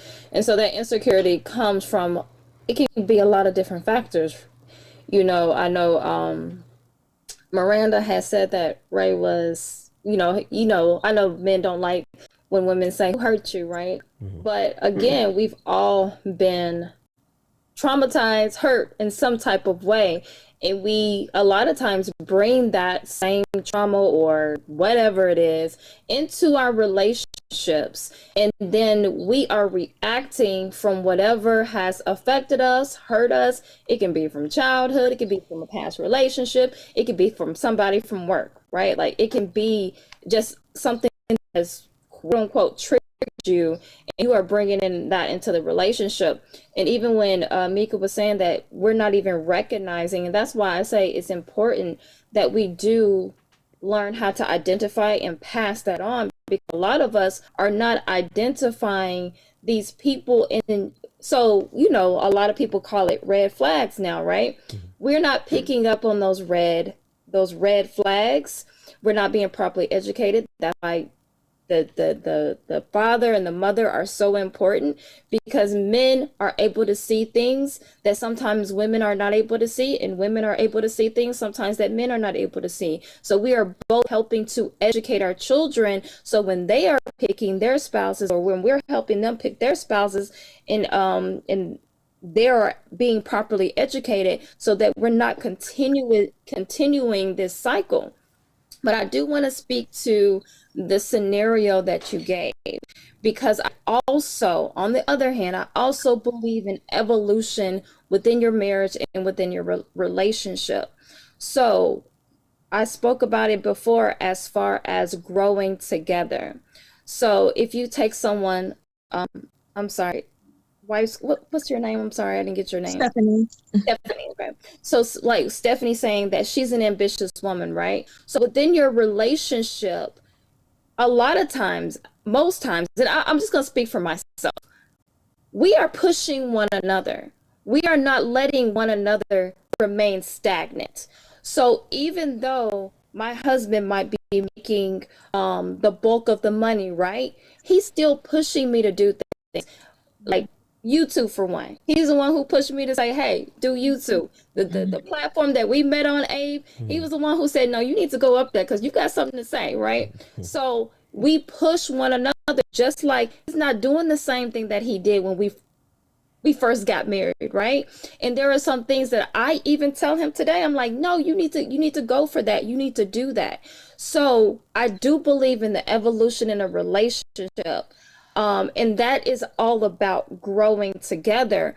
But again, because me and my husband have spoken about this before, you also know who you're choosing. He knew who he was choosing when he chose me. Even at the young age, there were certain things that I said, I did, that, I wasn't, into all of the, glitz and glamour and all that. So he knew who he was, who he was marrying, right? Like, I wasn't someone who was like going to be like, I need a Birkin, I wasn't that type of woman. So he kind of knew who he was, who he was kidding. So, and that's the thing. So even if he was doing the same thing that he was doing when we got married, or I was doing the same thing that we were, it's even hard for me to speak on that because I think it's impossible because we believed even at that age we had goals, we had dreams, and we wanted to evolve those things. So I think sometimes we talk about people growing apart in their relationship, and I do think that is something that does happen because you are not growing together. And so I don't know that particular scenario, and I'm not saying it's right. I'm not saying what she did was right, because there is a certain level of loyalty, right? I believe I 100% in loyalty in your relationship.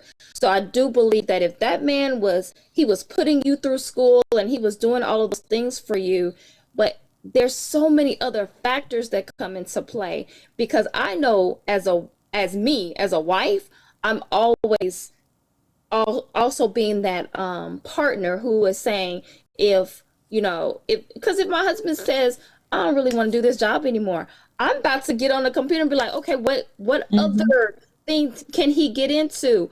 Like, he might be putting applications in or whatever. Like, I did that early in our relationship when he didn't like certain things. And then there are certain things that he said he wanted to go after. And so then I was just like, okay, I know that our house is going to change because he's going to level up in his career. So I have to kind of do other things to help him. And that's why I believe in collaboration and balance in relationship, because if you're not growing at the same rate, in a sense, then you are going to grow apart. Yeah, I mean, definitely, I like how you said that. You should definitely include your partner in every aspect of your growth. Don't just go off to the side and say, I'm going to med school, and, he get all the negative part. Like, share the victories, share the wins, and help me study the flashcards. We're in this together. Try to keep that balance going so that you can have some type of median where you guys can meet, and it's a mutual investment. It's not just be individualism in your relationship or marriage. Like, when he wins, I win. When I win, he wins. Like, it's not separate, like when you become one. So your wins. Like when he rises in his career, so do I. Like, and that's the thing, because a lot of women are getting educated and they're becoming extremely educated and all of this, and they are individuals now. They're like, oh, well, look at you over there, and you still at the bottom, but I'm over here. And it becomes very individualistic in their relationship, which is not good. That's independence and not interdependent, and losing that. So that's not cool at all.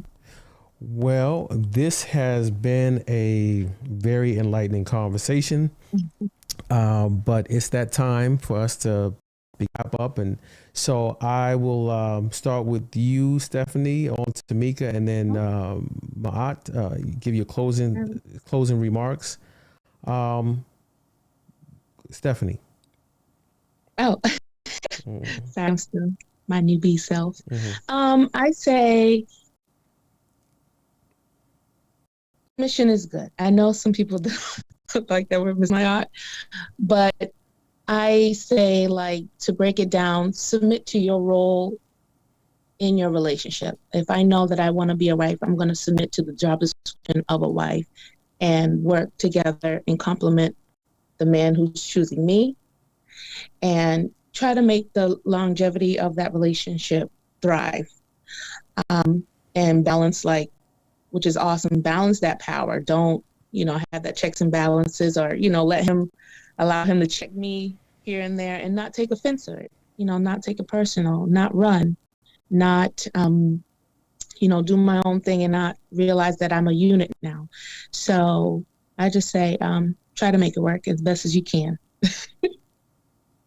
Thoughts? Mika? Yeah, so, I'll say it before. I don't think women are choosing to be single. I think they're single because they don't have viable options, or they don't have as many viable options as, they would like people to have believe. I think that women really do seek to be in relationships, but women are more moved by social media and what other people have and what they feel like they're missing and, you know, all these other different types of things. So, you know, but again, I think that if the person came across, if a man came strong enough and came being serious about her and all these other types of things and kind of paying attention to her, I don't think she's still gonna stay single. I don't even think it's about money why women are single either. I think that's what they use as an excuse to say they're being single or to lord it over men or to, you know, continue with their course of bitterness, right? That's just an excuse. Oh, okay, well, I know only 10% of the population of men makes 100,000 or more, so I'm gonna say I want a man that makes 100,000, because then you're creating more excuses as to why you're single instead of actually taking it upon yourself and admitting to yourself that you're single because of you, right? And then I'll say this to women just as an exercise. We talked about this before, because I'll love to see women in relationships. I'm friends with a lot of women that's in relationships. I'm not friends with very many single women, because I just love to see people in relationships. And I'm never going to be the friend that's going to let you try to get over on anybody, male nor female, right? Because there is a sanctity to being in relationships, right? And I think that people are starting to understand that it's more of a sanctity too, right? So I think that people are playing less with relationships, I'll say. That's why they're getting in them less frequently.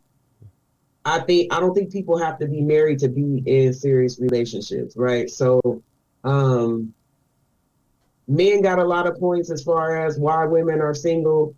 But women have to work on cultivating discernment.